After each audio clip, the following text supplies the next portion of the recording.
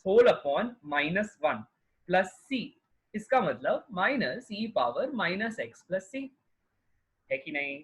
ये सब जो भी अभी मैंने स्क्रीन पर लिखा, इसको अपने पास अपनी कॉपीज में लिख लीजिए। जैसे ही लिख लो, है ना, जैसे ही लिख लो हैंड रेस करो, ठीक है? Yes class, go ahead. यहां पर अपन साथ साथ में आपके डाउट्स लेते जाएंगे। जैसे ही लिख लो तो सबसे पहले हैंड रेस करो, ठीक है? ओके।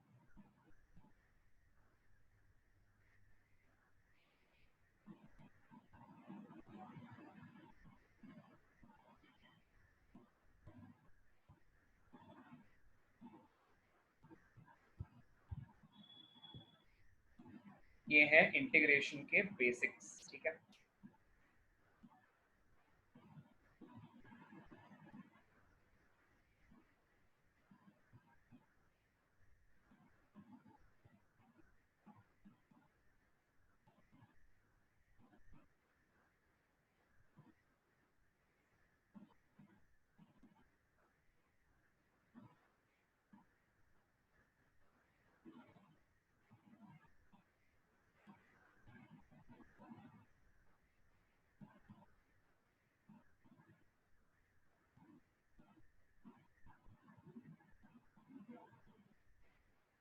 हो गया, चलो बढ़िया। अच्छा, अब जिसको समझ में आ गए ये सारे सवाल और क्लियर हो गया कैसे कॉन्सेप्ट यूज हुआ है, आप हैंड डाउन कर लीजिए। Yes, get going. अगर क्लियर हो गया है ना तो हैंड डाउन कर लीजिए। अगर ये वाली अप्रोचेस आपको क्लियर है तो हैंड डाउन कर लीजिए, ठीक है? Okay, so will take the queries one by one, right? Right, so will start with Rahul. हाँ राहुल, बोलो। सर थर्ड वाले में मैंने वो ax प्लस बी वाला जो आपने एक फॉर्मूला बताया था उससे डायरेक्ट मैंने किया, तो आंसर अलग आ रहा है, x तो प्लस 2 प्लस सी आ रहा है। देखो देखो देखो, थर्ड वाले में मैंने कोई फॉर्मूला तो नहीं बताया आपको। मैंने आपको क्या बताया है कि फॉर्मूला कब यूज होता है, वो जब कोई ऑलरेडी गिवन फंक्शन हो, जैसे ई पावर एक्स को अपन रिप्लेस कर दिए e power x plus a b से, है ना, ए एक्स प्लस बी से, या फिर अपन ने यहाँ पर सपोज एक्स स्क्वायर था, है ना, तो उसको रिप्लेस कर दिया ए एक्स प्लस बी के होल स्क्वायर से। इस तरह की जगह पर जहां ऑलरेडी एक फंक्शन का इंटीग्रेशन अपन को पता है, राहुल ध्यान से सुनो, अगर मुझे किसी भी फंक्शन का इंटीग्रेशन पता है तो उसको मैंने वहां पर अगर x को रिप्लेस कर दिया ax प्लस बी से, तब के लिए मैंने आपको फॉर्मूलाज दिए। इसके लिए मैंने कोई अलग से फॉर्मूला नहीं दिया है राहुल। दोबारा से नोट्स चेक करना, you will realize what I am saying. ये फॉर्मूला याद है राहुल, मैंने बताया था कि कभी भी अगर दो फंक्शंस हैं u प्लस माइनस v, ये याद आ रहा है फॉर्मूला राहुल? तो अपन यस सर, इसको डिस्ट्रीब्यूट कर देते हैं, याद आ रहा यस है? सर, ये मेथड मेरे को समझ गई है ये वाली। हाँ, बस वही वही किया है इसमें अपन ने राहुल, है ना, बस वही किया सर है। सर और फोर्थ वाले में भी एक डाउट था। पहले बताओ ये क्लियर है कि नहीं, पहले सर ये बताओ वाला क्लियर है कि नहीं? सर ये वाला क्लियर है। क्लियर है? हाँ। Yes sir. हाँ बोलो बोलो, फोर्थ वाले में। सब फोर्थ वाले को हम लोग ऐसे लिख सकते हैं क्या, integration of 1 upon E power x, वैसे इंटीग्रेशन करेंगे? One by e power x, लेकिन उसको सॉल्व कैसे करोगे, फिर आगे क्या करोगे? सर फिर सर फिर उसका आंसर लॉग में आएगा, लॉग ई लॉग पावर क्यों एक्स। आएगा? नहीं नहीं नहीं, लॉग क्यों आएगा? अपन इसमें चेन रूल नहीं लगा सकते, इंटीग्रेशन में चेन रूल पॉसिबल नहीं है। अपन इंटीग्रेशन में कैसे सॉल्व कर सकते हैं? देखो, कोई फॉर्मूला है क्या? One by e power x को कोई फॉर्मूला तो है ही नहीं, वो तो वन बाय एक्स का फॉर्मूला है या one by a x plus b का फॉर्मूला है। हमारे पास one by e power x का तो कोई फॉर्मूला ही नहीं है, हमारे पास ई पावर एक्स का फॉर्मूला है या e power a x plus b के इंटीग्रेशन का फॉर्मूला है। हमारे पास one by E power x का कोई फॉर्मूला नहीं है राहुल। यस ये बात सर क्लियर हो रही है कि इसकी वैल्यू तुम log ऑफ x लिख सकते हो, इसकी वैल्यू तुम log ऑफ x लिख सकते हो, लेकिन तुम ऐसा नहीं लिख सकते कि मैं x की जगह कुछ भी डालूं तो मैं उसका log ले लूंगा ना, ना ना ना। ये बात क्लियर हो रही यस सर। है ना? थोड़ा समय लगेगा to adapt to this new technology जो अपन ने सीखा है। इंटीग्रेशन अपने आप में एकदम अलग ही टेक्नोलॉजी है, थोड़ा समय लगेगा, but this is the thing. Clear हुआ राहुल? क्लियर यस हुई ये यस बात? सर, यस सर क्लियर है। Okay okay great. हाँ कुशल पूछो। सर इसमें चेन रूल क्यों नहीं यूज करते हैं? क्योंकि chain rule is a function of is a way of solving problems in differentiation, not in integration, इसीलिए नहीं करते हैं। सर मैंने आधे से ज्यादा क्वेश्चन में तो चेन रूल यूज किया है। लेकिन अपन ने डिस्कस ही नहीं किया था चेन रूल तो कुशल इंटीग्रेशन में। अपन ने तो इंटीग्रेशन में तो वही यूज किया ना जो अभी तक आए हैं यहाँ पर, मतलब जो नए फॉर्मूलाज अपन ने देखे, integration of u into v कैसे करना है, integration of u plus v कैसे करना है, अगर फॉर एग्जाम्पल टैन है या फिर टैन में अपन ने सब्स्टिट्यूशन यूज किया था, लॉग में अपन ने u इंटू वी वाला फॉर्मूला यूज किया था, या स्टैंडर्ड तरीके यूज किए थे। अपन ने अभी तक चेन रूल का तो स्टडी किया ही नहीं है कुशल।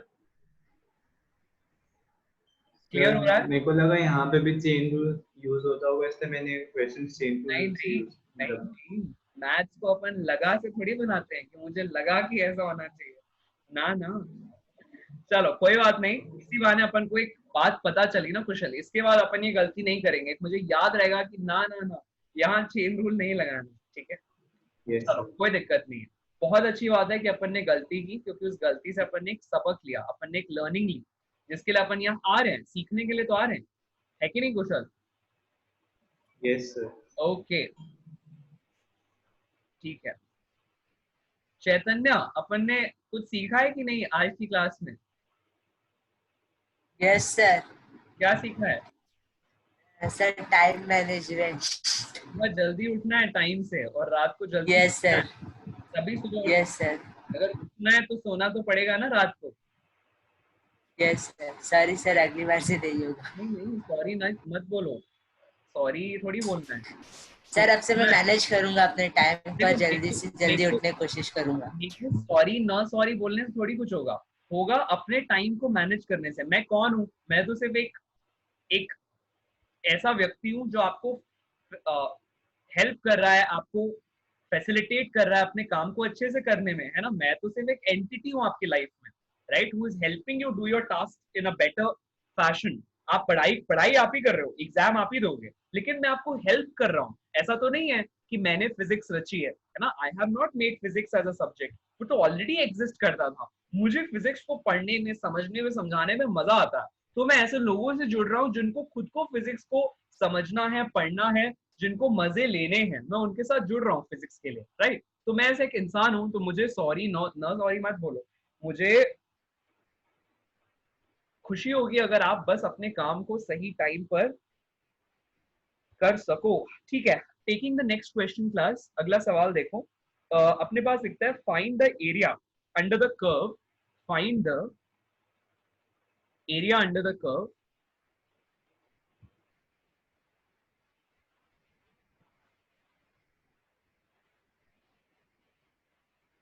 y is equal to sin of x, है ना? y is equal to sin of x, कहां से कहां तक? from x is equal to 0 to x is equal to pi। तो इसके लिए डायग्राम बनाना जरूरी नहीं है, बट देन अपन बना लेते हैं, राइट? तो इसका जनरली एरिया क्या होता है अपन जानते हैं। Area under the curve is given bye basically integration of y dx, है ना? ये अपन ने सीखा हुआ। यहाँ पे y की क्या वैल्यू है? साइन ऑफ x, है ना? और x की लिमिट्स क्या दी हुई है? 0 से पाई। तो बस अपन को इंटीग्रेट करना था, है ना? 0 से पाई। और क्योंकि डेफिनेट इंटीग्रेशन है, तो अपन ने डेफिनेट इंटीग्रेशन का क्या फंडा सीखा था वो भी अपन दोबारा देख लेते हैं। तो integration of sine of x मैं क्या जानता हूँ? Is equal to minus cos of x, ठीक है? फिर जो अपन ने लिमिट्स ली है उसकी वैल्यू लिखे 0 और पाई यहाँ पर, राइट? और x की जगह क्या कह रहा हूँ, ध्यान से सुनना, x की जगह ये हुई अपर लिमिट, राइट? और ये हो गई लोअर लिमिट। इनको अपन ने सब्स्टिट्यूट करना है, मतलब माइनस साइन कॉमन निकाले, ठीक है? फिर x की जगह पहले पाई रखे, फिर x की जगह 0 रखे, और इन दो वैल्यूज को सब्ट्रैक्ट कर दिए। तो आंसर क्या आ जाता है? देखो आंसर क्या आ जाता है अपने पास। आंसर आ जाता है, it comes out to be minus of cos pi, मतलब कॉस 180 की वैल्यू होती है -1, ठीक है? अच्छा, कॉस 0 भी होता है 1, ठीक है? और माइनस की साइन तो पहले ही थी उसके, तो अपने पास आ गया 2 इज द एरिया। 2 क्या आ गया? एरिया आ गया।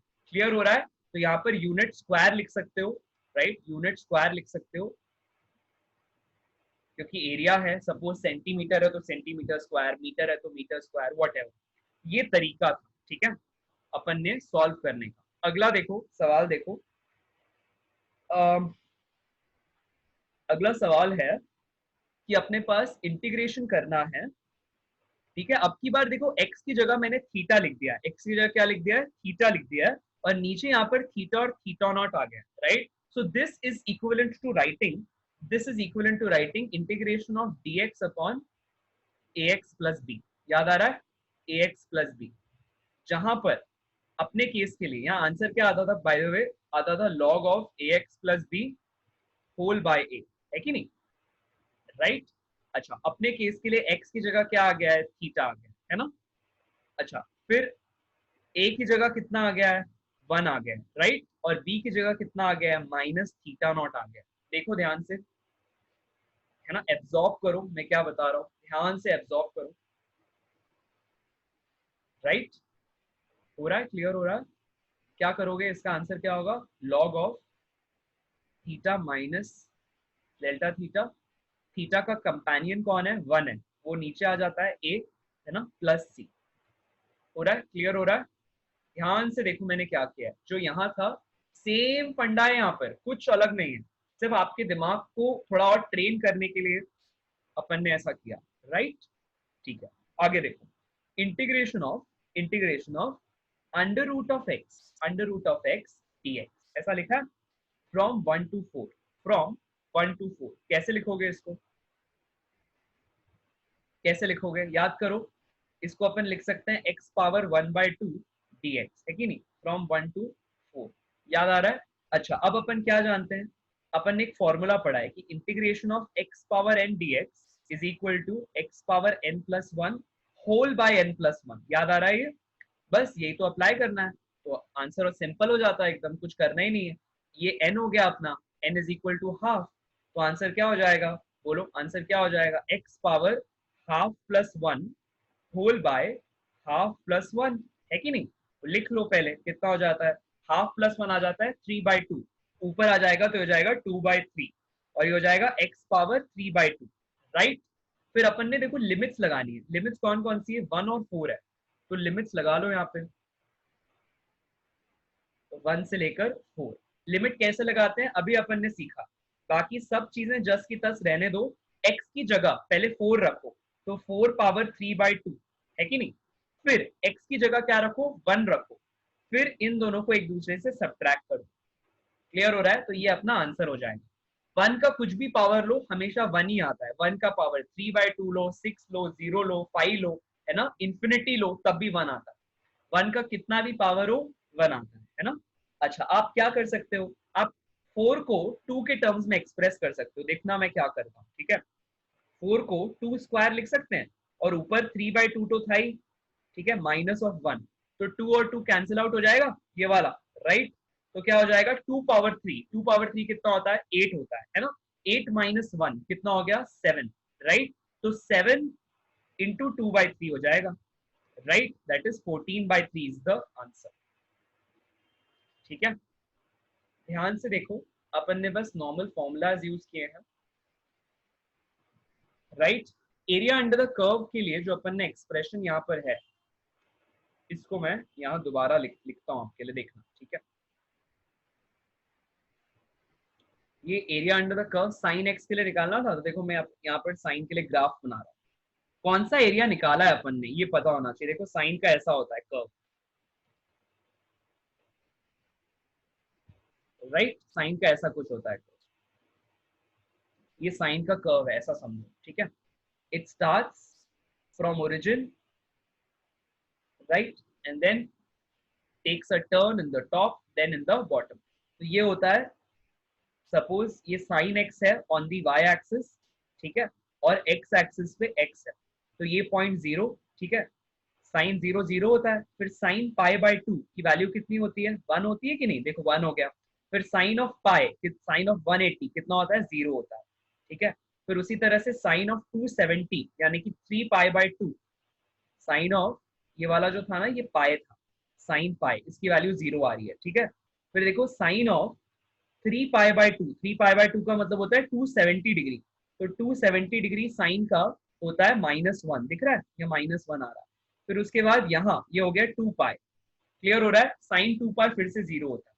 तो ये एक अपन ने कर्व बनाया है ना, अपन को क्या बोला जा रहा है, क्वेश्चन दोबारा पढ़ो, find the area under the curve y is equal to sin of x from x is equal to 0 to x is equal to pi। मतलब ये एरिया फाइंड करना है, 0 से पाई के बीच में, x जब 0 से पाई रेंज कर रहा है, तो ये जो मैंने अभी एरिया शेड किया है ना, व्हाइट कलर से जो एरिया शेड किया है, अब बोलो तो यहाँ पे अपन पिंक कलर कर देते हैं, देखो ये this entire area between the curve, between the yellow curve and the x axis, ये अपन को फाइंड करना था, ठीक है, ये अपन ने यहाँ किया है फाइंड, और इसकी वैल्यू आ रही है ये, राइट है ना। एक बार जैसे ही ये पूरा पेज आपकी कॉपी में लिखा चुका हो, hand raise, okay get going, I am waiting, बाकी लोग हैंड डाउन कर लेंगे, ठीक है, जिसका अभी नहीं हुआ है काम वो लोग हैंड डाउन कर लेंगे, जिनका हो गया है हैंड रेज।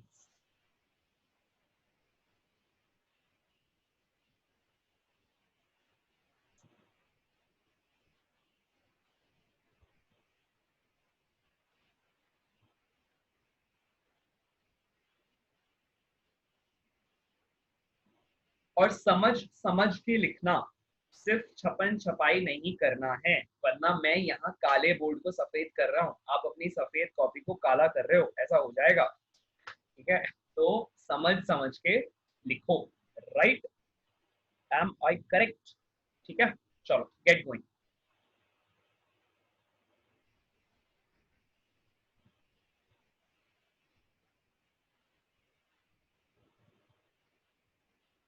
कूल, अच्छा अब जिसको क्लियर हो गया है ना, जो हमने कॉन्सेप्ट्स देखे क्लियर हो गया, तो हैंड डाउन कर लो, अगर नहीं हुआ है तो पूछ लो, एक बार पहले हैंड रेज रहने देना, अगर क्लियर नहीं हुआ है, जो भी यहाँ पे मैंने स्ट्रैटेजी समझाई है, अगर इसमें से कुछ भी अनक्लियर है तो हैंड रेज रखो, अगर क्लियर हो गया है तो you can bring your hands down, yes,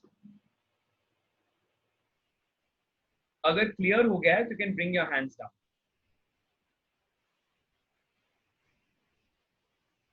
okay, so we start from Kartikeya, हाँ कार्तिकेय पूछो।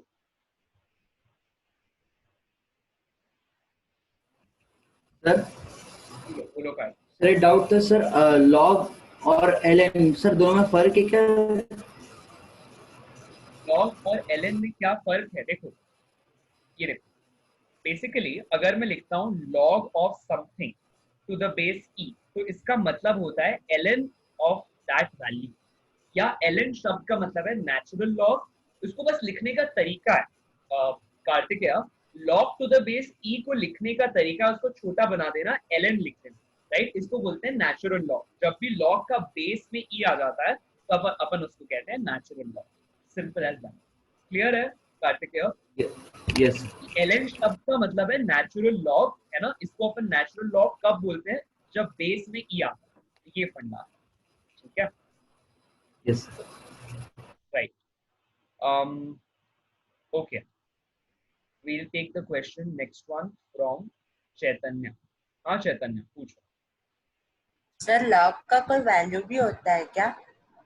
लॉग का अपने आप में कोई वैल्यू नहीं होता है चैतन्य, लॉग अगर आप किसी नंबर का लोगे तो उसकी वैल्यू होती है, जैसे log of 2 to the base e की वैल्यू होती है, कितनी होती है, 0.693 होती है, उसी तरह से अगर आप एक और log लेते हो, सपोज log है ना टू द बेस 10 है ना, तो उसकी वैल्यू होती है 0.3010, तो ये एक वैल्यू है, कब है, जब आपने log लिया है किसी फंक्शन का, जैसे या किसी वैल्यू का, जैसे साइन की अपने आप में कोई वैल्यू नहीं होती, होती है क्या चैतन्य, साइन शब्द की कोई वैल्यू होती है क्या? No sir. है ना, लेकिन अगर मैं साइन ऑफ 30 डिग्री कहूँ तो इसकी कोई वैल्यू होती है क्या? यस सर, होती नहीं है, होती है। 1/2। तो ये समझना है अपन को कि लॉग शब्द की अपने आप में कोई वैल्यू नहीं है, वो एक फंक्शन है जिसके अंदर कोई दूसरा वेरिएबल या फिर कोई कांस्टेंट चला जाता है, तो वो अपने आप में पूरा टर्म वैल्यूएबल हो जाता है, क्लियर हो रही है, जैसे 30 डिग्री Yes, अपनी एक वैल्यू है, और जब वो साइन फंक्शन के अंदर चली जाए, देखो ये साइन फंक्शन के अंदर चला गया जैसे 30 डिग्री, तो एक नई वैल्यू निकल के आती है, उसको अपन हाफ बोलते हैं, हो रहा है, क्लियर हो रहा है Chaitanya? Yes sir, yes sir. Okay, right, हाँ, सो कुशल, हाँ पूछो कुशल। सर आपने जो फॉर्मूला बताया था डेफिनेट इंटीग्रेशन के लिए, वो तो 1/2 b² - a² था ना? चैतन्य, सॉरी कुशल, डेफिनेट इंटीग्रेशन के लिए इतना ही फॉर्मूला था, ध्यान से देखना, मैं दोबारा बताता हूँ। देखो डेफिनेट इंटीग्रेशन क्या है? डेफिनेट इंटीग्रेशन का बस मतलब है लिमिट्स का सब्स्टिट्यूशन, उसका कोई अपना फॉर्मूला नहीं है। देखो दोबारा देखो, ठीक है, हैव अ लुक। यहां अपन ने सपोज लिखा, एक फंक्शन लिखा मैंने आपको दिया, integration of right x plus 2, ठीक है, इसको अपन को करना है इंटीग्रेट। कितना हो जाएगा बोलो? x²/2 x/2 + 2x है कि नहीं? राइट। अब अपन ने सपोज यहाँ पे c ना लिखकर मैंने आपको लिमिट्स दे दिया, सपोज लेट्स से 1 से लेकर 2। तो अब आप क्या करोगे, यहाँ पर लिमिट्स डालोगे। क्या लिमिट्स डालोगे? 1 और यहाँ डालोगे 2। अपर लिमिट और लोअर लिमिट, अपर लिमिट 2 है, लोअर लिमिट 1 है। अब जहां जहां x लिखा है, याद करो मैं क्या कह रहा हूँ कुशल, मैंने तभी बताया था, ध्यान से सुनो, जहां जहां x है वहां वहां पर तुम क्या डालोगे? पहले अपर लिमिट डालोगे, मतलब x की जगह 2 रख दो, ठीक है। फिर इस पूरी वैल्यू को फर्स्ट रखो। अब x की जगह 1 रख दो, x की जगह क्या रख देना है? 1 रख देना है। और पहली वैल्यू को मतलब अपर लिमिट डालकर जो भी आया उसको, उसमें से लोअर लिमिट डालकर जो भी आया उसको सब्ट्रैक्ट करना। आई रिपीट, अपर लिमिट डालकर जो भी आया उसमें से लोअर लिमिट डालकर जो भी आया उसको सब्ट्रैक्ट करना। This is what is going to give you the area. ये क्या दे रहा है आपको? Area under the curve, area under the curve y is equal to x plus 2, y is equal to x plus 2 के नाम की इक्वेशन के कर्व के अंडर का एरिया दे रहा है। देखो तो क्या आता है, अपन उसको कैलकुलेट कर लेते हैं quickly, right. So this gives you 2 + 4 that is 6 minus of, है ना, माइनस ऑफ हाफ प्लस 2 मतलब 2.5, right. 6 minus 2.5 that is 3.5, right, या फिर 7/2। अब ध्यान से देखना इसका मतलब क्या है। इसका मतलब है, अपन देखो x और y एक्सिस बनाते हैं, ठीक है, और अच्छे से क्लियर होगा। ये y एक्सिस, ये x एक्सिस, ठीक है, यहाँ x और यहाँ y। अच्छा, y is equal to x plus 2, ये कर्व है, एक लाइन की इक्वेशन है ना, लाइन की इक्वेशन है। इस लाइन को कैसे इक्वेशन लिख सकते हैं, याद करो, y is equal to mx plus c, पढ़ा है अपन ने, जहाँ पे m Yes, क्या है, sir. कंपेयर करके बताओ, m कितना है? 1 है, x का कोफिशिएंट, है ना, और c Yes. कितना है? 2 है। c पॉजिटिव है कि नहीं? और m भी कैसा है? Yes. पॉजिटिव है। इसका मतलब लाइन राइजिंग है कि फॉलिंग है? अगर स्लोप पॉजिटिव होता है तो लाइन राइजिंग होती है कि फॉलिंग होती है? राइजिंग होती है, हाँ या ना? ठीक है। Yes, sir. ये जो y इंटरसेप्ट है ये भी कैसा है? पॉजिटिव है। मतलब जो y एक्सिस को लाइन कट कर रही है वो लाइन कहाँ से कट करेगी? पॉजिटिव y एक्सिस पे कट करेगी कि नेगेटिव y एक्सिस पे कट करेगी? पॉजिटिव।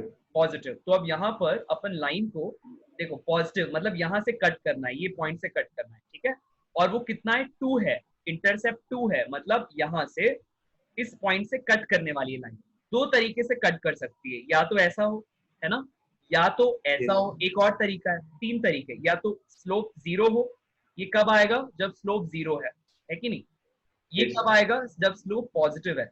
अच्छा, ये कब आएगा? जब स्लोप कैसा है? नेगेटिव है, हाँ या ना? Negative. फॉलिंग लाइन है। Yes. ये जो सबसे पहली Yes. वाली थी इसको अपन बोलते हैं राइजिंग लाइन, ये जो गिरने वाली लाइन है उसको अपन बोलते हैं फॉलिंग लाइन। याद आ रहा है? अपन ने किया है, Yes, sir. है ना? ठीक है। Yes, तो sir. अब देखो अब क्या हो जाएगा, अब इन दोनों में से ये तो चूज नहीं कर सकते क्योंकि स्लोप तो 0 नहीं है कि नहीं? स्लोप तो 0 Yes, नहीं है, sir. तो अपन ने हॉरिजॉन्टल sir. लाइन को काट दिया। स्लोप नेगेटिव है क्या? स्लोप नेगेटिव है क्या? No, sir.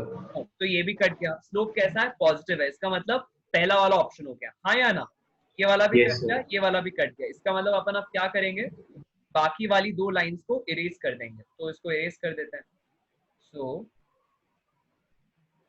Let us redraw this, ठीक है, लेट अस रीड्रॉ दिस। अब की बार अपने पास ऐसा कुछ फिगर आएगा,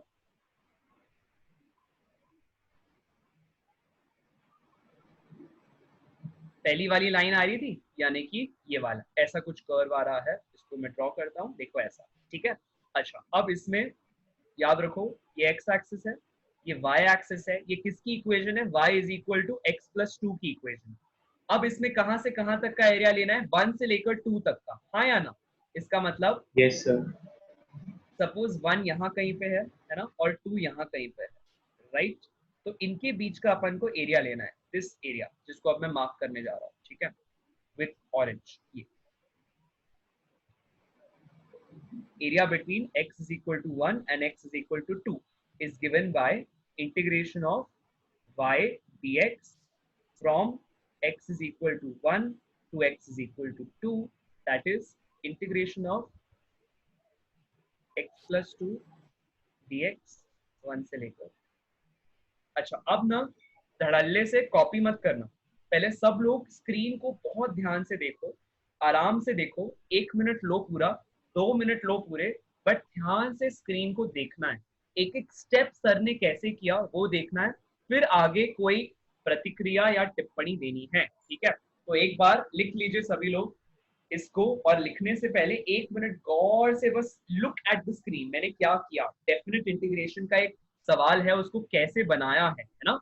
look at it, absorb it completely, and then we will go ahead, ठीक है, then we will go ahead,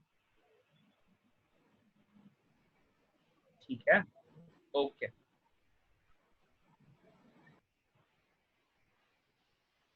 I will wait, no worries.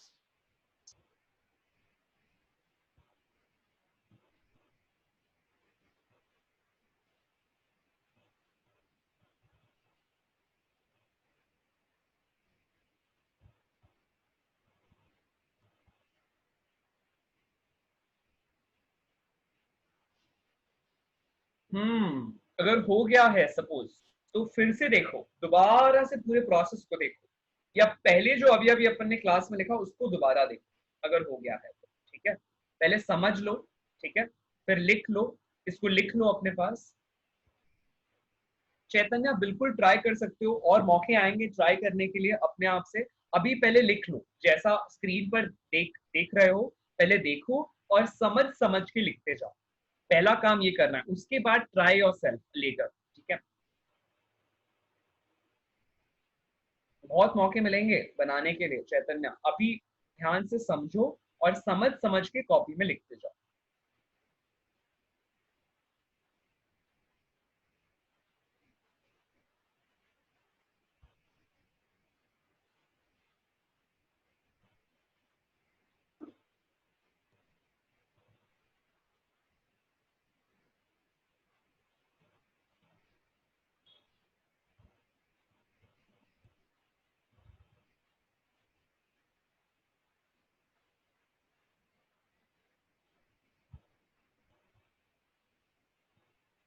जैसे ही हो जाए तो हैंड रेस करो, लिखना जैसे ही हो जाए तो हैंड रेस करो।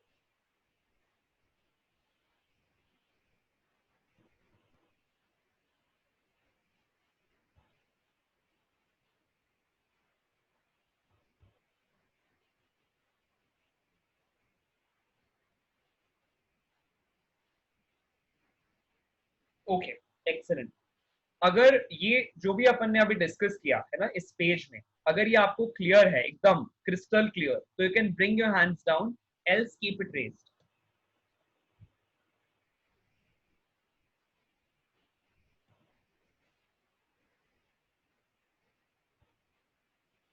हाँ चैतन्य, कोई डाउट है पूछ लो। यस बच्चा, ओके, ठीक है। सो पुराने वाले सवाल पे फिर आते हैं। इस पेज में अगर अभी भी आपको कुछ अनक्लियर है तो you can raise your hands, है ना। अगर क्लियर हो गया है तो नो वरीज, ठीक है। राहुल वांट्स टू आस्क, हाँ राहुल बोलो। राहुल बोलो। सर यहाँ पर x इक्वल टू थीटा कैसे हो गया? x की जगह मैंने theta as a variable use किया है, बस और कुछ नहीं। मैंने इसीलिए इक्वल टू ना लिख के एरो लिखा है, बताने के लिए कि x की जगह मैंने थीटा लिखा है, जैसे अब तक अपन dx के टर्म्स में इंटीग्रेट करते थे ना, तो यहाँ dx के टर्म्स में इंटीग्रेट ना करके थीटा के टर्म्स में कर रहे हैं। थीटा वेरिएबल है यहाँ पर x वेरिएबल ना होके क्या है, थीटा वेरिएबल है, इंडिपेंडेंट वेरिएबल। क्लियर हो रहा है? और जो फंक्शन है उसकी वैल्यू है 1 upon theta minus theta naught, वो थीटा पे डिपेंड कर रहा है इस बार फंक्शन। सर तो लास्ट क्वेश्चन में वो e पावर माइनस एक्स जो था उसमें x वेरिएबल था, उसमें x वेरिएबल था। जब जब x है फंक्शन में वो x, वहां पर x वेरिएबल है। अगर यहाँ पर e पावर माइनस टी होता तो t वेरिएबल होता। अगर e पावर माइनस थीटा होता तो कौन वेरिएबल हो जाता, फिर से थीटा वेरिएबल हो जाता। क्लियर हो रहा है? यस सर क्लियर है। Yes sir. देखो आप लोग ना, सर ने एक बार बता दिया तो मेरे को हाँ बोलना ही पड़ेगा, मजबूरी में ऐसा मत करना, रादर समझ में आए तो ही हाँ बोलना, ठीक है? चलो आगे बढ़ते हैं। अच्छा लगा जान के कि things are clear at your end. Let us go ahead.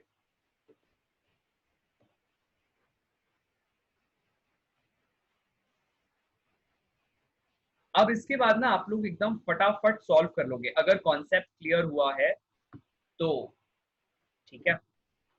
अब ये सवाल भले आप टाइम लो और बनाओ, यहाँ पर जैसा आप लोग को इच्छा थी ना तेजस और चैतन्य, यहाँ अब ये सवाल बनाओ।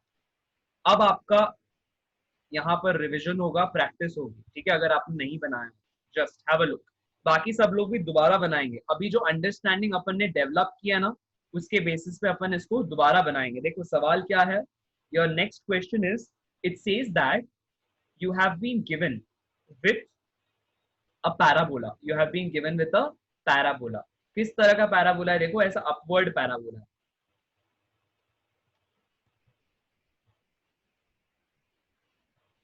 ठीक है? ऐसा एक अपवर्ड पैराबोला है। इसकी इक्वेशन अपन को दी हुई है y is equal to a x square, जहां पर a एक कांस्टेंट है, a कैसा है, एक कांस्टेंट है, और x कैसा है, x और y वेरिएबल्स हैं, ठीक है? जो वर्टिकल एक्सिस है वो y एक्सिस है और हॉरिजॉन्टल एक्सिस x एक्सिस है। ये पॉइंट अपना ओरिजिन है, ठीक है?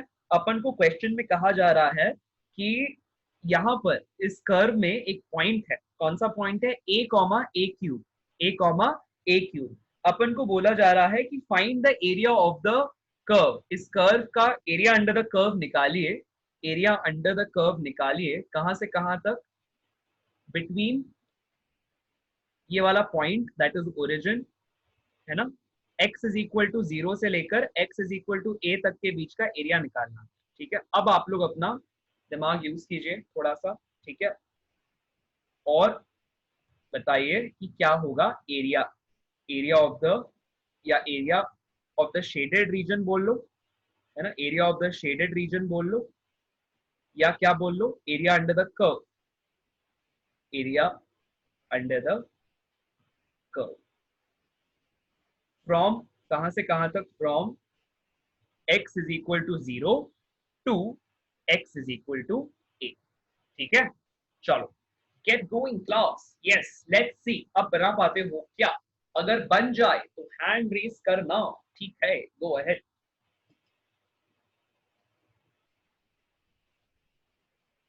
अपने आप पे कॉन्फिडेंस होना चाहिए, ठीक है? Let's see.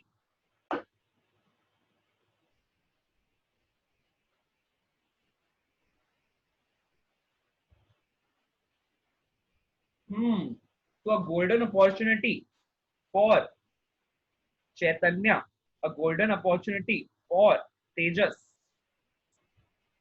ठीक है? फॉर कुशल, जिन्होंने पहले कुछ गड़बड़ कर दी थी लेकिन अब उनके पास अपॉर्चुनिटी है खुद से बनाने के लिए, end of course a golden opportunity for everybody जिसको ये कॉन्सेप्ट पहले क्लियर नहीं होता लेकिन अब क्लियर हो गया है, उनके लिए फिर से एक चांस। तो गेट गोइंग भाई, बनाइए बनाइए। हैंड रेज करना है जैसे ही बन जाए तो, ठीक है?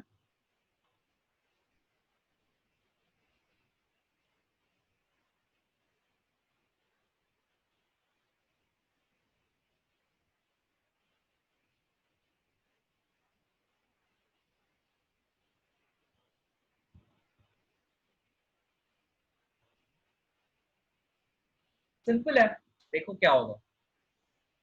यहाँ पर अपन को क्या करना है, area under the curve is given bye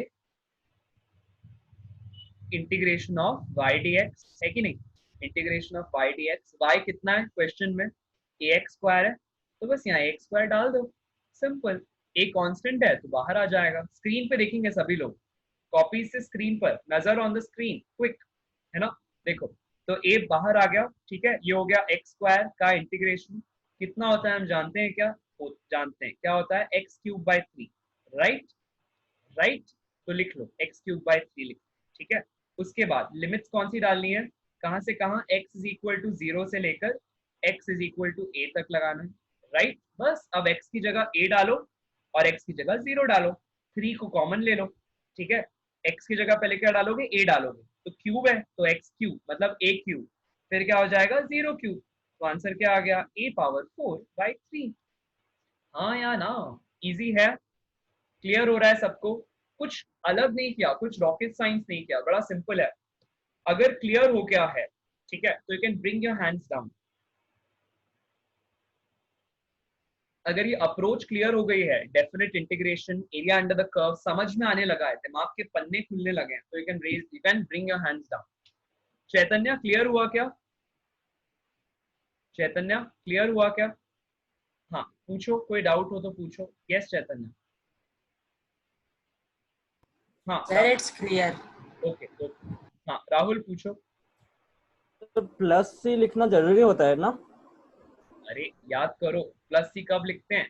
दो तरह के इंटीग्रेशन होते हैं, कॉपी रिवाइज नहीं किए तुमने। एक होता है डेफिनेट और दूसरा होता है इनडेफिनेट। दूसरा कौन सा होता है? इनडेफिनेट। इनडेफिनेट में अपन प्लस सी लिखते हैं। सपोज मैंने इंटीग्रेशन किया y dx, सपोज कोई दूसरी वैल्यू आई, सपोज k आया है ना, सम वैल्यू जो भी, k of x, g of x, कुछ फंक्शन आया, let's say k of x, कोई फंक्शन आया in terms of x, plus c। Definite integration में y dx लिखा, तो यहाँ पर अपन को लिमिट्स डालने की जरूरत पड़ती है, इसीलिए c नहीं लिखा जाता है। यही तो फर्क होता है राहुल। इनडेफिनेट और डेफिनेट में फर्क यही होता है कि इनडेफिनेट में c लिखना पड़ता है, डेफिनेट में लिमिट सब्स्टिट्यूट हो जाती है, तो सी नहीं लिखना पड़ता है। पूरा क्लियर? पक्का? Yes sir. राहुल हाँ यार रिवाइज करो, मुझे लग रहा है तुमने रिवाइज नहीं किया है पिछली क्लास को, किया है क्या? नहीं सर, किया था वो मिक्सअप हो गया। चलो कोई बात नहीं, फिर से कर लो। देखो इसीलिए सेकंड रिवीजन की जरूरत है, दिमाग को क्लियर होने लगती है चीजें, लेकिन उसमें और क्लैरिटी बढ़ती है जब आप दोबारा से रिवीजन करते हैं। कोई बात नहीं, चलो ठीक है, अच्छा है गलती की है, इस गलती से कुछ सीखने को मिला। चलो ठीक है, बढ़िया, बहुत बढ़िया, आगे बढ़ते हैं। Learn from every mistake you can, है ना? गलती करना is not an issue, but बार बार वही गलती नहीं करनी। मतलब एक बार अब चैतन्य देर से उठा है तो अब वो बार बार देर से नहीं उठेगा, है ना? वरना वो ब्लंडर हो जाएगा, वो गलती नहीं रह जाएगी फिर, राइट? एक बार अगर अब कुशल ने चेन रूल लगा दिया डिफरेंशिएशन में, तो अब कुशल बार बार चेन रूल नहीं लगाएगा, वो एक बार करने की चीज है ना? ये अपन को समझ में आ गया। चलो ठीक है, राइट। एक बार राहुल ने डेफिनेट इंटीग्रेशन में कांस्टेंट लिख दिया, अब उसको समझ में आ गया कि दोबारा नहीं लिखना है। देखो कितनी अच्छा है, हर एक की अलग अलग तरह की गलतियां हैं, जितने लोग उतनी तरह की गलतियां, उतना कुछ सीखने के लिए, राइट? तो सिर्फ अपनी गलती से नहीं सीखना है, देखना दूसरे भी कैसी कैसी गलती कर रहे हैं, क्योंकि अगर आप हर तरह की गलती करने लगे तो बूढ़े हो जाओगे, है ना? हर तरह की गलती नहीं करना है, अपनी ओरिजिनल गलतियां करनी है और दूसरों की गलतियों से सीखते जाना है। जितना करोगे लाइफ में ग्रोथ कर्व एसेंट रहेगा, चाहे पैसा कमाने में हो या फिर पढ़ाई करने में हो, हर जगह पे दूसरों की गलतियों से सीखते चलो। ओके, अपन आ जाते हैं अगले सवाल पर। सवाल ये है कि आपको एक ग्राफ दिया हुआ है, किसके बीच का ग्राफ दिया हुआ है? कॉस थीटा और थीटा के बीच का ग्राफ दिया है ना? सपोज अपन वाई एक्स एक्सिस में थीटा प्लॉट किया है, वाई एक्सिस में कॉस थीटा प्लॉट किया है, ऐसा कुछ कर्व दिया हुआ है, ठीक है? आप बोलो तो थोड़ा बड़ा भी बना सकते हैं, आप बोलो तो थोड़ा छोटा भी बना सकते हैं, ऐसा।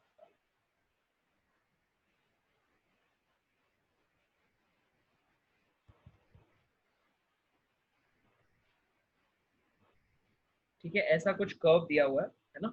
कौन कौन से पॉइंट से है यहाँ पर? इस जगह पर थीटा 0 है, फिर यहाँ थीटा पाई बाय 2 है, फिर यहाँ पे थीटा कितना है? पाई, है ना? यहाँ कितना है? थीटा है 3 पाई बाय 2, ठीक है? अब अपन को कौन सा शेडेड रीजन कौन सा दिया हुआ है? ये दिया हुआ है शेडेड रीजन, दिस वन, यहाँ से लेकर यहाँ तक ऐसा। तो सबसे पहली चीज देख लेनी है कौन सा कर्व है, यहाँ पर y की क्या वैल्यू है, cos थीटा है ना, ठीक है। और इसको अपन को एरिया अंडर द कर्व निकालना है। थीटा की क्या लिमिट्स है जिसके लिए एरिया निकालना है, देखो थीटा जहां पे कर्व शुरू हो रहा है वहां कितना है 0, और जहां कर्व खत्म हो रहा है वहां कितना है पाई। इसका मतलब मेरे लिए थीटा की लिमिट्स हो गई 0 से लेकर पाई, 0 से लेकर पाई। एक बहुत अच्छी बात बताता हूँ क्लास, है ना, यहाँ इसको आप अपने पास एज अ नोट लिखोगे, एज अ नोट लिखोगे, area above y axis, area above y axis is positive, and area below y axis, area below y axis is negative.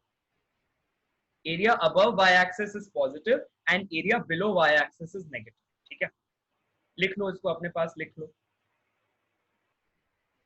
ठीक है।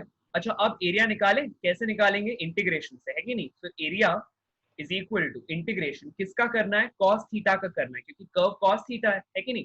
किसके रिस्पेक्ट में करना है, थीटा के रिस्पेक्ट में करना है कि नहीं, क्योंकि वाई एक्स एक्सिस पर थीटा प्लॉटेड है। कहां से कहां तक, x इज इक्वल टू 0 से लेकर x इज इक्वल टू पाई तक करना है, ठीक है। तो इसको क्या हो जाएगा, कॉस थीटा का इंटीग्रेशन याद करो होता है साइन थीटा, है कि नहीं, विद रिस्पेक्ट टू थीटा हो रहा है, याद रखो विद रिस्पेक्ट टू थीटा हो रहा है, ठीक है। अच्छा फिर 0 से लेकर पाई तक इसको इंटीग्रेट किया, तो क्या किया, पहले थीटा की जगह पाई डाला, तो कैसा हो जाएगा, कैसा हो जाएगा, साइन ऑफ पाई, है कि नहीं, माइनस साइन ऑफ 0। तो जो साइन ऑफ पाई होता है ना उसकी वैल्यू होती है, साइन 180 की वैल्यू होती है 0, और साइन 0 की भी वैल्यू कैसे होती है 0। तो आंसर कैसा आ रहा है, 0 है। आंसर 0 कैसे आ सकता है, मेरा दिमाग पहले ऐसा सोचेगा, फिर इसका मैं जवाब पूछूंगा आयुष से। आयुष यार बताओ भाई, यहाँ पर थीटा 0 कैसे आ सकता है आयुष, और सॉरी एरिया 0 कैसे आ सकता है, मुझे तो दिख रहा है कुछ एरिया है, यहाँ तो कुछ एरिया है, तो आंसर कैसे 0 आ गया।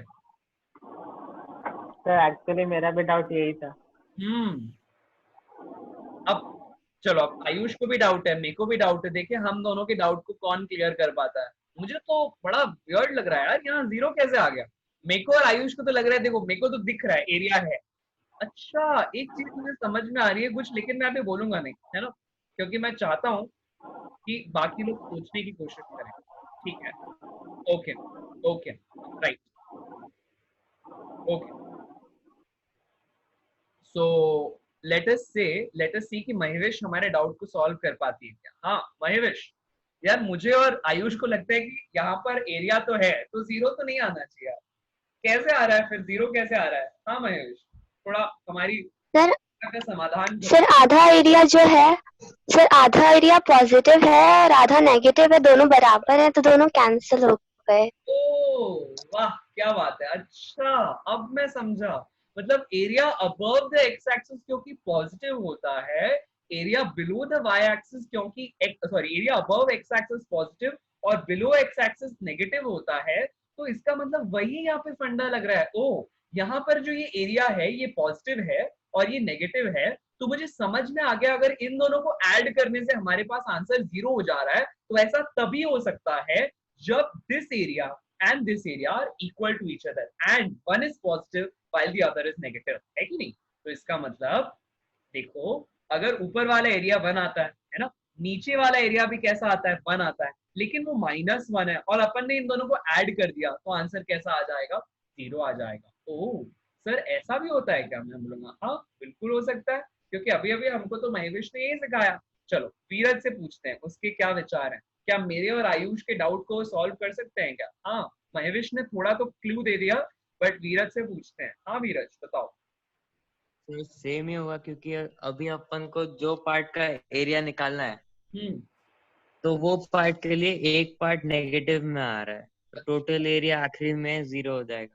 अच्छा लेकिन अगर ऐसा होता तो अगर मैं सपोज ये वाला एरिया भी इंक्लूड करता तो देखना, ठीक है मैं रेड से मार्क करता हूँ, अब भी 0 आएगा क्या, अब भी 0 आएगा क्या टोटल एरिया वीरज। सब में नहीं, अब 0 तो नहीं होगा, लेकिन क्या टोटल एरिया नेगेटिव आ सकता है? Yes sir. हाँ, टोटल एरिया नेगेटिव आ सकता है, बिल्कुल आ सकता है ना? तो क्या होता है क्लास, मैं आपको एक बात बताता हूँ, ये जो एरिया पॉजिटिव या नेगेटिव वाली बात है ना, ये अलग अलग जगह वेरी कर सकती है। कई बार आपको क्वेश्चन में क्राइटेरिया दे सकता है। क्या दे सकता है? क्राइटेरिया दे सकता है। जैसे याद है एक क्लास में मैंने बताया था कि कई बार एक्स कंटिन्यूअस होता है, कई बार एक्स डिस्क्रीट होता है, डिपेंड करता है कि क्वेश्चन पूछने वाला आपको क्या बोल रहा है। तो अगर क्वेश्चन में ऐसा दे देता है कि take all areas as positive, चाहे अबव एक्सिस एक्स एक्सिस हो या बिलो एक्स एक्सिस हो, तब यहाँ पर ये दोनों एरिया कैसे होंगे? एडअप होंगे। तो आप क्या करोगे तब ऐसे केस में? आप क्या करोगे?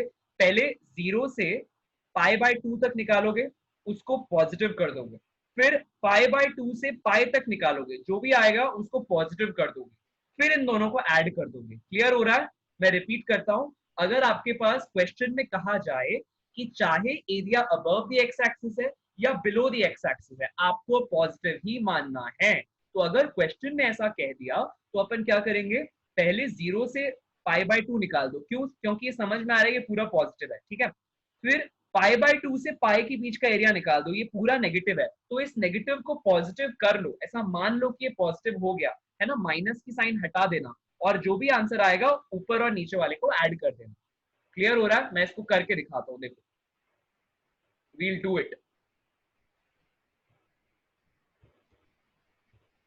सपोज अभी 0 से π/2 और 0 से सॉरी π/2 से पाई अलग अलग खोजते हैं, देखते हैं क्या आता है। यहां तक तो सेम ही आएगा। देखो इस जगह ये जो अपन ने देखा, इस पॉइंट तक तो सेम आएगा ना, सिर्फ लिमिट्स बदल जाएगी, है कि नहीं?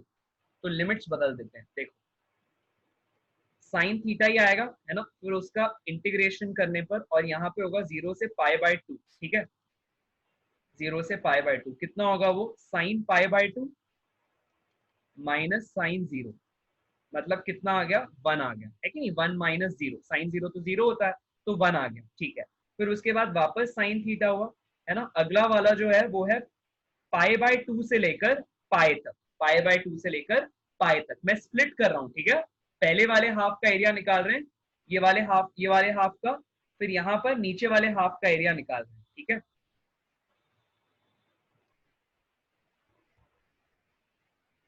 ये सेकेंड हाफ का ऐसा। तो देखो क्या होता है, यहाँ हो जाएगा, ये हो जाएगा साइन ऑफ पाई, है ना, माइनस साइन ऑफ π/2। तो साइन पाई या साइन 180 की वैल्यू होती है 0, साइन π/2 होता है 1, तो आंसर कैसा आ जाएगा? -1। तो अब आप क्या करोगे? सपोज अगर क्वेश्चन कहता है कि चाहे एरिया ऊपर लाई करे एक्स एक्सिस के या नीचे, दोनों केस में पॉजिटिव होगा, तो आप इसको भी 1 ले लोगे, इसको भी 1 ले लोगे, और दोनों को ऐड कर दोगे, तो आंसर कितना आ जाएगा? 2 आ जाएगा। If all areas are positive, if all areas are taken as positive. वो क्वेश्चन टू क्वेश्चन डिपेंड करेगा, अगर सवाल पूछने वाला ऐसा बोल रहा है तो। अगर नहीं बोल रहा है तो इन जनरल वही स्कीम ली जाती है जो मैंने समझाई है। क्या स्कीम समझाई है? कि जो area above the x axis है वो पॉजिटिव, जो area below the x axis है वो नेगेटिव। हो रहा है? क्लियर हो रहा है सबको? अगर हो रहा है तो हैंड रेस कर लो, ठीक है। अगर ये क्लियर हो गया है तो हैंड रेस कर लो, ठीक है। जो भी मैंने अभी बताया, अगर ये क्लियर हो गया है तो हैंड रेस कर लो। हाँ कुशल पूछो। यस कुशल पूछो doubt. No sir, no doubt, वो हैंड रेस नहीं हो रहा है। अच्छा अच्छा, कोई बात नहीं, कोई बात नहीं, ठीक है। और क्लास जैसे ही हो जाए तो हैंड डाउन कर लो, ठीक है। जैसे ही हो जाए तो हैंड डाउन कर लो, लिखना हो जाए, ठीक है।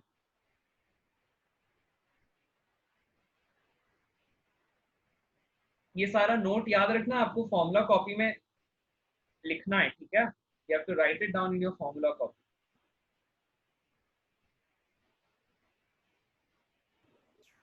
सर एक सवाल था। एक मिनट राहुल, रुक जाओ, सबको लिख लेने दो। हाँ, जैसे लिख लो सभी लोग तो हैंड डाउन कर लो। यस, जैसे लिख लो तो हैंड डाउन कर लो, पहले पूरा लिख लो।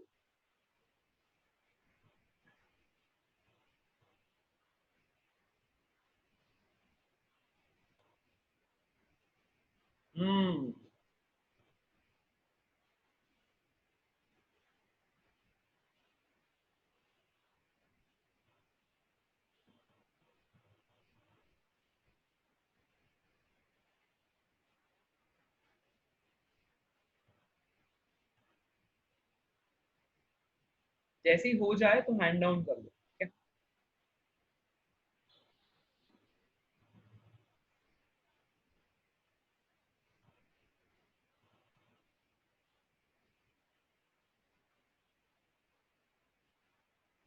बोलो बोलो राहुल, बोलो, पूछो। इसमें जैसे 0 और π/2 एंड π/2 एंड पाई के बीच में जो डिफरेंस है वो सेम है। अगर π/2 एंड 3π/2 की जगह पे 3π/2 से बड़ी वैल्यू होती तो एरिया का भी डिफरेंस आ जाता ना। बिल्कुल बिल्कुल आएगा। तो उसको सॉल्व करने का सेम तरीका ही है कि कुछ और मेथड से यूज करेंगे? लिमिट्स बदल देनी है, बस लिमिट्स बदल देनी है। और 3π/2 साइन ऑफ π/2 ये सब कैसे निकालते हैं अपन ने सीखा हुआ है, हाँ या ना? सीखा है क्या राहुल? हाँ सर। हाँ, तो बस अपन को लिमिट्स बदल देनी है। क्लियर हो रहा है राहुल? कि हाँ, अगर सपोज मैंने कहा find the total area for the cos curve between 0 से 3π/2, तो आपको कॉस को इंटीग्रेट करना है ना। शुरुआत ऐसी करनी है, कॉस को इंटीग्रेट करना है। बस यहाँ लिमिट्स कैसे आ जाएगी, 0 से 3π/2 है ना, उसका इंटीग्रेशन करने पर साइन आएगा, जो भी आएगा है ना, उसमें फिर 3π/2 सब्सटीट्यूट करोगे, 0 सब्सटीट्यूट करोगे और जो भी आंसर आएगा वो लिखोगे। क्लियर हो रहा है राहुल? क्लियर हो रहा है? Yes sir, yes sir. ठीक है, चलो सर। हाँ बोलो बोलो कुशल, बोलो। सर वो जब अपन नीचे का एरिया निकालते हैं एक्स एक्सिस के नीचे, हाँ। तो वहाँ पे cos थीटा नेगेटिव होगा ना? हाँ नेगेटिव आया ना, देखो इसलिए तो नेगेटिव आया आंसर, -1 आया है ना आंसर, तो इसीलिए तो 1 नहीं सर, 1 + -1 माइनस cos थीटा का इंटीग्रेशन करेंगे तो माइनस sin थीटा आना चाहिए। -cos थीटा का नहीं, ये पूरा का पूरा y एक्सिस किसको रिप्रेजेंट कर रहा है? y एक्सिस किसको रिप्रेजेंट कर रहा है? cos थीटा को रिप्रेजेंट करना है। एक ऐसा नहीं है कि ऊपर वाला cos थीटा को नीचे वाला -cos थीटा को, ना, बिल्कुल नहीं, दोनों ही cos थीटा को रिप्रेजेंट कर रहा है। हाँ, ऐसा हो रहा है कि यहाँ वाली जगह पर cos ऑफ थीटा करने पर जो वैल्यू आ रही है वो नेगेटिव आ रही है। क्लियर हो रहा है कुशल? जैसे जब आप cos ऑफ पाई करते हो, जब आप cos ऑफ पाई करते हो तब -1 आता है, कि जब cos ऑफ पाई करते हो तब -1 आता है? बताओ तो। cos ऑफ पाई, हाँ, cos ऑफ पाई करने पे -1 आता है, cos ऑफ पाई करने पे तो +1 आ जाएगा, फिर वो वैल्यू तो पॉजिटिव हो जाएगी, आएगा ना? यस हो रहा है? क्लियर हो रहा है पक्का? Yes sir. ओके चलो ठीक, कूल। सो एवरीवन, आखिरी सवाल पे आ जाते हैं। आई थिंक 2 सवाल और हैं, इसको क्विकली देखते हैं, ठीक है? तो अपना नेक्स्ट सवाल है, बना लोगे अगला सवाल? देखो क्या लिखता है, we have been given with a function y is equal to x square, I think right? हाँ, y is equal to x square function दिया है, फिर उसके बाद कुछ और भी दिया है, लिखता है कि हम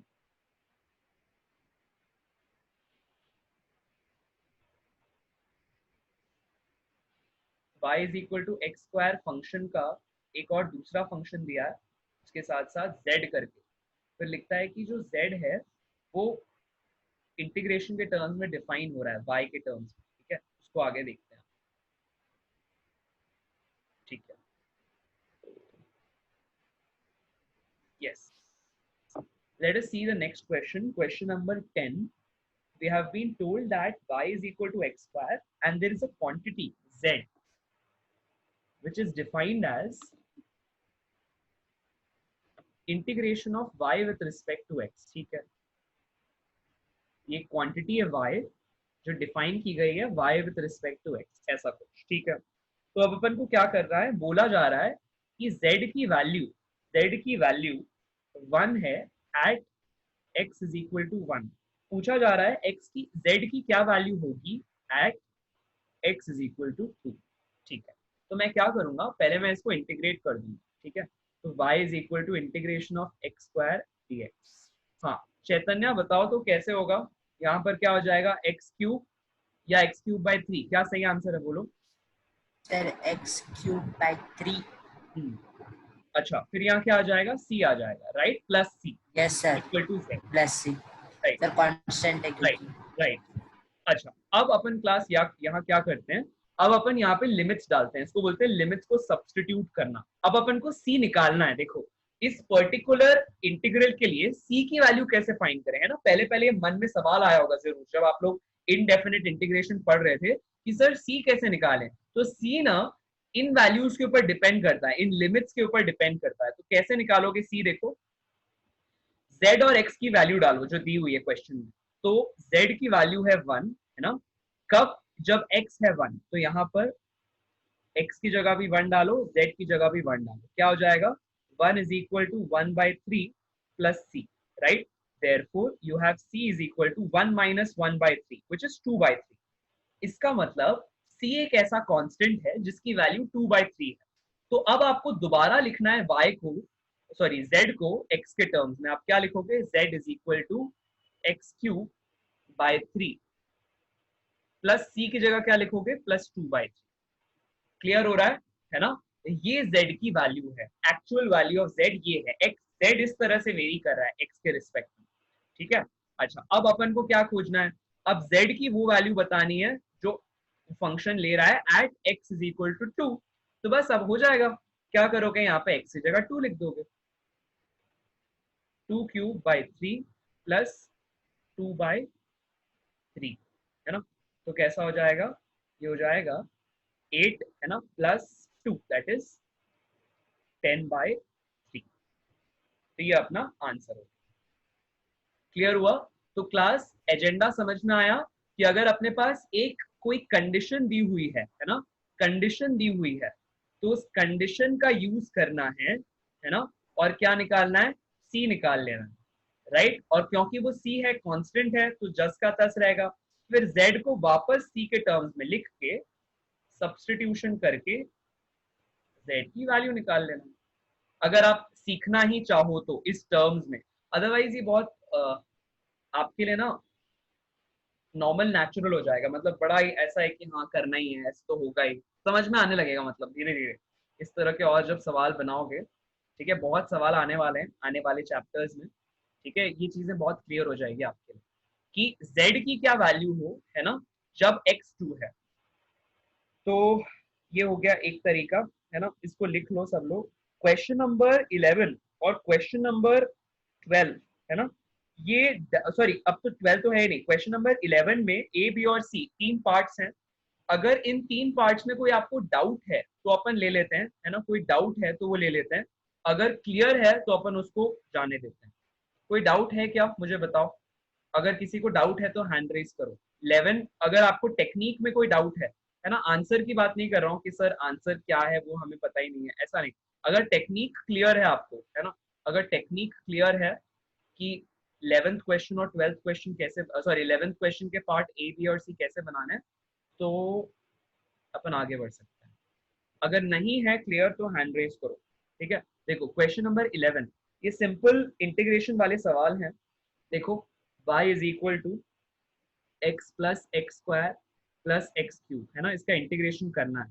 तो इंटीग्रेशन ऑफ y dx क्या हो जाएगा, integration of x plus x square plus x cube, bracket में ले लो सबको, ठीक है, और dx। फिर अपन क्या करेंगे, डिस्ट्रीब्यूट करेंगे, ठीक है।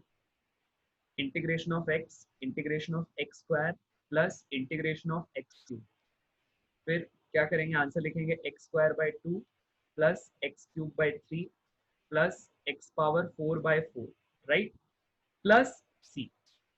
उसी तरह से इसके बाद वाले भी 2 सवाल हो जाएंगे, है कि नहीं। तो ये हो गया पार्ट ए, राइट।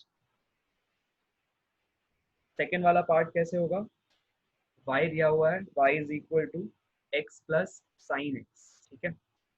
फिर से क्या करना है, इंटीग्रेशन ऑफ y करना है कि नहीं। तो क्या हो जाएगा, integration of x plus sine x. अब क्या करेंगे, फिर से इसको डिस्ट्रीब्यूट करेंगे, वही तो चीज है कि नहीं। तो x dx plus integration of sine x dx, ठीक है। तो क्या हो जाएगा, देखो ये हो जाएगा x² 2, है ना, प्लस साइन का कैसा हो जाएगा, माइनस कॉस एक्स, राइट, पक्का, हाँ, प्लस साथ में क्या आ जाएगा c। तो आंसर कैसा हो गया, x² 2 minus cos x plus c, ठीक है। पार्ट 3 यहीं देख लेते हैं, है ना। पार्ट 3 क्या लिखता है, अब की बार इंटीग्रेशन ऑफ y dx करना है, और y दिया हुआ है अपन को 1 माइनस कॉस एक्स, ठीक है, 1 माइनस कॉस एक्स, तो ये क्या हो जाएगा, integration of 1 minus cos x, ठीक है, dx। तो अब क्या करोगे, integration of 1 minus integration of cos x, ठीक है। तो आंसर कैसा आएगा बताओ, 1 का इंटीग्रेशन, यहाँ पर मैं शॉर्टकट में मैंने dx नहीं लिखा है, लेकिन आप dx लिखोगे, ठीक है। तो ये क्या हो जाएगा, 1 का इंटीग्रेशन इज x, cos का integration is plus sine, minus की साइन जस्ट की तरह sine, plus c is the answer. Clear हो रहा है? अगर क्लियर है तो सब लोग हैंड रेस करेंगे, ठीक है, अगर क्लियर है तो सब लोग हैंड रेस करेंगे। डायरेक्ट सब्सटीट्यूशन है फॉर्मूलाज का, है ना, फॉर्मूलाज मैंने डायरेक्ट यूज किए हैं। अगर क्लियर हो गया है ये पेज तो हैंड रेस करेंगे सभी लोग, यस।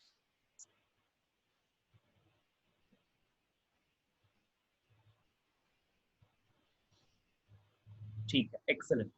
अगर लिख लिया है अपने कॉपी में अभी तो हैंड डाउन करते जाओ, नहीं लिखा है तो हैंड रेज रहने दो, ओके।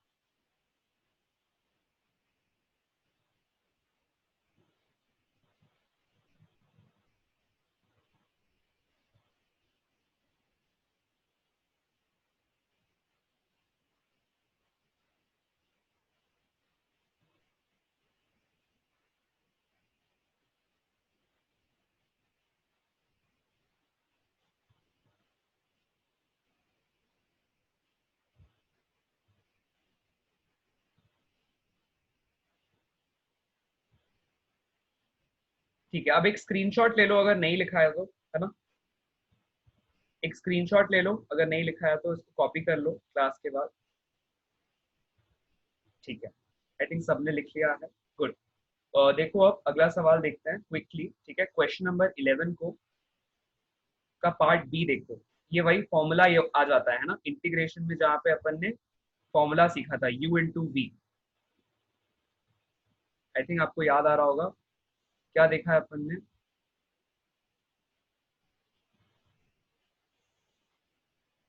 इसको लिखते हैं। देखो अपने पास क्वेश्चन नंबर 11 का पार्ट बी दिया हुआ है कि अपन को इंटीग्रेट करना है y को विथ रिस्पेक्ट टू x और z निकालना है ना। तो y दिया हुआ है x into e power minus x, right, x into e power minus x, और लिखता है z की वैल्यू है इंटीग्रेशन ऑफ y dx, बताइए z कितना है, ऐसा पूछ रहा है।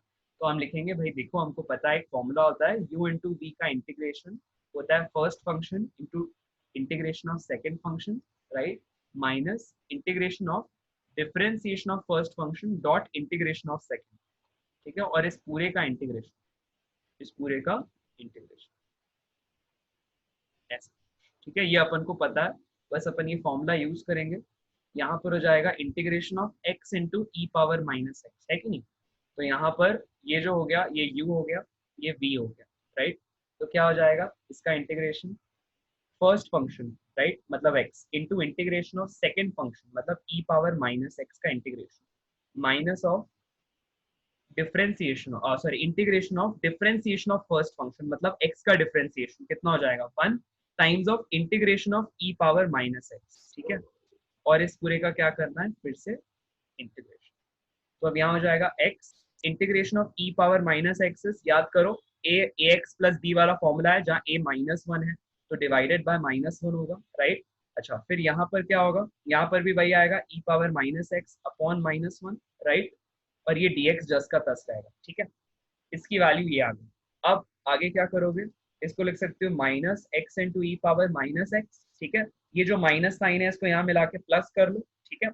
फिर ई पावर माइनस एक्स का इंटीग्रेशन हो रहा है कितना होगा, e power minus x upon minus 1, फिर से ये वाला माइनस 1 इसके साथ पहले प्लस हो गया, अब इसका दोबारा इंटीग्रेशन किया तो e power minus x upon minus 1, ठीक है, प्लस सी आ जाएगा, करेक्ट।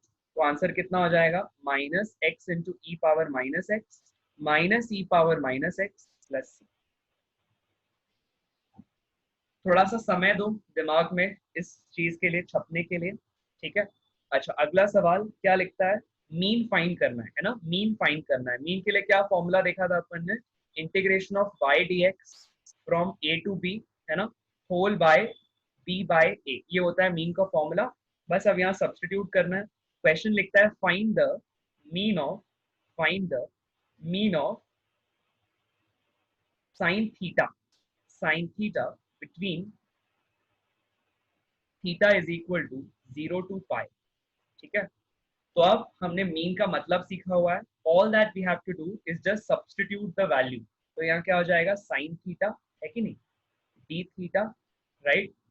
यहाँ पर आ जाएगा 0 से लेकर पाई, क्या आ जाएगा 0 से लेकर पाई, राइट। और डिनोमिनेटर में क्या आएगा, पाई माइनस 0, मतलब upper limit minus lower limit.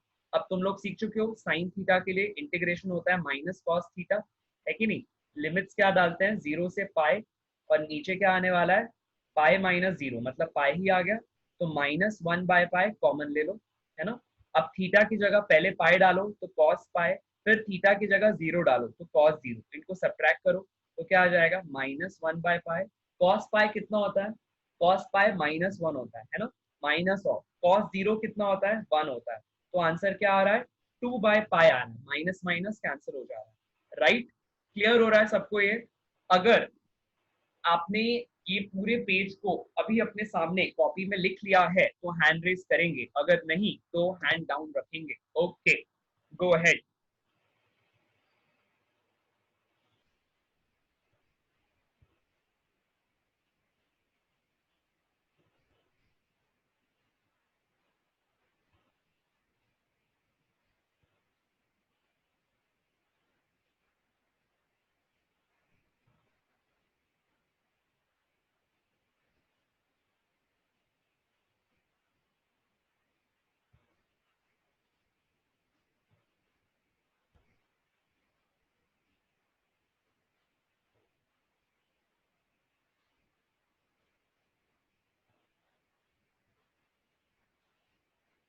ठीक है, अच्छा एक और सवाल देखते हैं, है ना। सी का पार्ट 2 ऐसे ही कुछ होगा, बस उसमें क्या आ जाएगा, साइन थीटा की जगह कॉस थीटा आ जाएगा, राइट। राइट, तो यहाँ पर क्या हो जाएगा, कॉस थीटा रहेगा, है ना। अभी अपन ने शायद देखा भी था, ओके देखा भी था, राइट। तो ये हो जाएगा इंटीग्रेशन ऑफ कॉस थीटा। सभी लोग हैंड डाउन कर सकते हैं, थैंक यू। हम लोग क्या करेंगे यहाँ पर,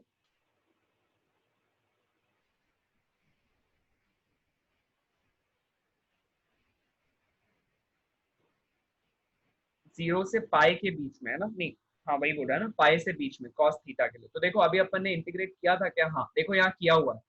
यहाँ देखो सभी लोग, 0 से पाई के बीच में cos थीटा को इंटीग्रेट करने पे कितना आता है, 0 आता है कि नहीं। उससे डिवाइडेड बाय पाई माइनस 0 करोगे, उससे डिवाइडेड बाय पाई माइनस 0 करोगे। अरे मीन निकालने के लिए तो यही करोगे ना। देखो अगला क्वेश्चन क्या है, find the mean of cos theta, right, from 0 to pi. तो क्या हो जाएगा, 0 से pi cos theta whole by pi minus 0। तो ये 0 से पाई cos थीटा की वैल्यू क्या निकाली अपन ने, यहाँ देखो 0 से पाई cos थीटा इंटीग्रल कितना आ रहा है, अपना आंसर 0 आ रहा है कि नहीं, 0 आ रहा है। तो अपन यहाँ क्या करेंगे, 0 सब्सटीट्यूट करेंगे इस जगह पर, है कि नहीं, अपॉन पाई। तो 0 अपॉन एनीथिंग इज 0। तो जो आपका पार्ट 2 है, सी का जो पार्ट 2 है ना, सी के पार्ट 2 का आंसर है 0, और पार्ट 1 का आंसर है 2 बाय पाई। पार्ट 1 का आंसर है 2 बाय पाई। कहने का मतलब ये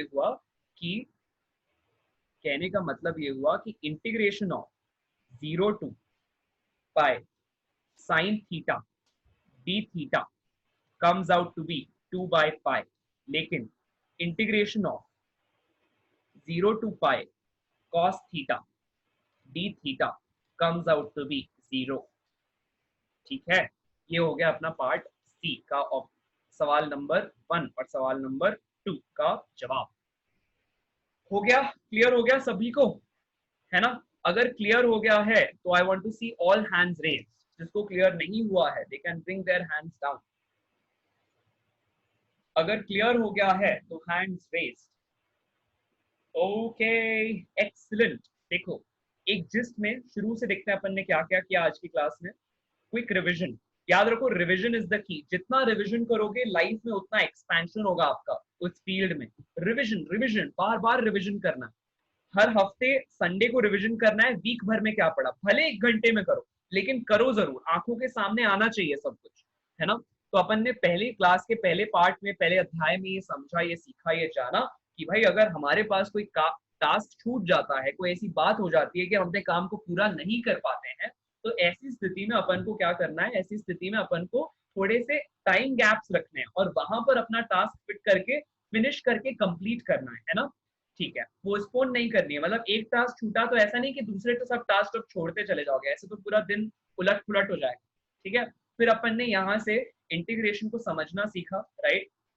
this was page number 1, this was our page number 2, right, जहां पे अपन ने इंटीग्रेशन से जुड़े हुए कुछ सवाल देखे, राइट। फिर अपन ने खास पॉइंट देखा, एरिया अंडर द कर्व कैसे निकालते हैं, ये अपन ने देखा है ना, फिर से दोबारा देखा। अपन ने राहुल के मदद से सीखा कि यहाँ पर जो थीटा होता है, यहाँ थीटा भी आ सकता है, एक्स भी आ सकता है, मतलब डिपेंड करता है कि इंडिपेंडेंट वेरिएबल क्या है ना। ओके, फिर उसके बाद अपन ने क्या किया, उसके बाद अपन ने यहाँ पर एक और सवाल बनाया जहाँ कुशल को डाउट हो रहा था, क्लियर नहीं हो रहा था कि सर हम ऐसे सवाल को कैसे अटेम्प्ट करें, है ना। तो अपन ने एक बेसिक एजेंडा देख के पूरे कॉन्सेप्ट को फिर से समझ लिया। ठीक है, फिर उसके बाद अपन ने इस जोन को, इस क्वेश्चन को बनाया, है ना, राइट। ये एक सवाल था जहाँ पे चैतन्य तेजस को एक दोबारा मौका मिला ये समझने के लिए कि क्या अपन इस क्वेश्चन को बना पाते हैं। फिर उसके बाद अपन को एक और अपन ने पार्ट देखा जहां पर अपन ने देखा कि कैसे एरिया अंडर द कर्व निकालना होता है।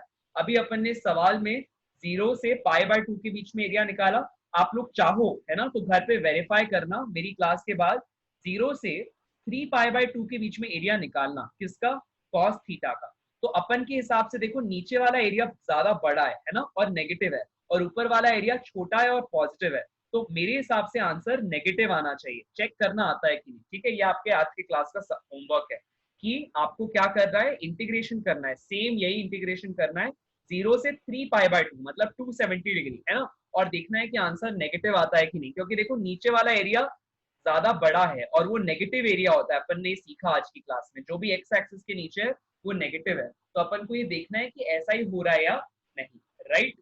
ओके, फिर उसके बाद अपन ने ये कर्व एक देखा कि अगर कभी कांस्टेंट की वैल्यू अपन को निकालनी होती है और क्वेश्चन में कोई कंडीशन दी होती है तो उससे अपन उस कांस्टेंट की वैल्यू को निकाल लेते हैं, है ना, ये अपन ने सीखा।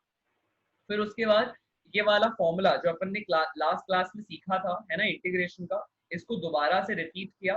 फिर मीन का जो फॉर्मूला अपन ने क्लास में सीखा था उसको दोबारा अप्लाई किया और इन सवालों को हल किया, राइट। क्लियर, चलो बहुत बढ़िया। I hope things are clear at everybody's end. कोई और डाउट है क्या इंटीग्रेशन से जो पूछना है तो पूछ लीजिए। If there is anything you wish to ask from the chapter you may let me know. अगर कोई डाउट नहीं है, दिमाग एकदम खुल रहा है, अब तक जो अपन ने समझा है वो समझ में आ रहा है, तो आप लोग हैंड डाउन कर सकते हैं। सपोज अभी भी अगर कुछ ऐसा है मन में जो पूछना है फ्रॉम द इंटीग्रेशन के लेक्चर्स, कुछ ऐसा है, कुछ बच गया है तो पूछो, हैंड रेज रखो और पूछो। ओके, हाँ राहुल बोलो। अच्छा क्लियर है सभी को, अरे वाह क्या बात है। चलो इसी खुशी में आप लोगों को thank you very much, thanks a lot for being a part of the session. Let us meet in the next class and continue with the chapter kinematics. ठीक है, यहाँ से अब अपन काइनेमैटिक्स की फॉर्मली शुरुआत करेंगे, लेकिन इनफॉर्मली अपन ने शुरू कर दिया है क्योंकि हमने चैप्टर देखा है। कौन सा चैप्टर देखा है, डिफरेंशिएशन और इंटीग्रेशन को अपन ने समझना शुरू कर दिया है। इनकी समझ दिमाग में डेवलप होना मतलब काइनेमैटिक्स के बड़े से बड़े चैलेंजिंग से चैलेंजिंग सवालों को आप हल करने के काबिल हो चुके। ठीक है, cool. So thank you very much, thank you everyone for being a part of the session. I am very happy कि आपके सवाल क्लियर हो रहे हैं, चीजें बन रही हैं, सवाल बन रहे हैं। आने वाले समय में ढेरों असाइनमेंट्स आने वाले हैं, आप सब कर जाओगे अगर आपको यहाँ तक सब कुछ क्लियर है। अच्छा, अभी भी अगर आपने मेरे चैनल फिजिक्स विद पतनानी पर जाकर पुरानी क्लासेस अटेंड नहीं की है, जैसे वेक्टर्स हुआ या फिर यूनिट्स एंड मेजरमेंट हुआ, तो उसको कवर कर लो। और जैसे ही कवर हो जाए तो मुझे पर्सनल चैट पे या फिर ग्रुप पर बता देना कि सर मैंने ये वाले चैप्टर्स फिनिश कर लिए हैं, chapter number vectors, chapter units and measurement, chapter so and so. जो आपने अभी तक चैप्टर मेरे साथ लाइव अटेंड नहीं किए हैं, अगर रिकॉर्डेड अटेंड कर लिए हैं तो मुझे बताना, ताकि उन बच्चों के लिए जिनके लाइव सेशंस नहीं हो पाए थे मेरे साथ, उनको मैं दोबारा से एक लेक्चर क्लास में बुलाकर वेक्टर्स के डाउट क्लियर कर दूं, ताकि मैं चाहता हूं आप लोगों का HC वर्मा को अपन दोबारा कंटिन्यू करें। ठीक है, लास्ट वीक भी 1-2 असाइनमेंट्स अपन ने लिए थे, है ना, उन असाइनमेंट्स को भी अपन को देखना है, एचसी वर्मा को भी अपन को फिनिश करना है। उसके लिए बहुत जरूरी है कि पहले आप वेक्टर्स को पूरा फिनिश करो, ठीक है। अगर नहीं हुआ है तो मुझे मैसेज करना, हुआ है तो भी मैसेज कर दो, ठीक है। अपना स्टेटस मैसेज करो मुझे कि सर मैंने ये देख लिया है, मुझे ये करना है, मैं इस समय तक कंप्लीट कर लूंगा या कर लूंगी, ठीक है। चलो बढ़िया, cool, okay, thank you very much everyone, yes thank you.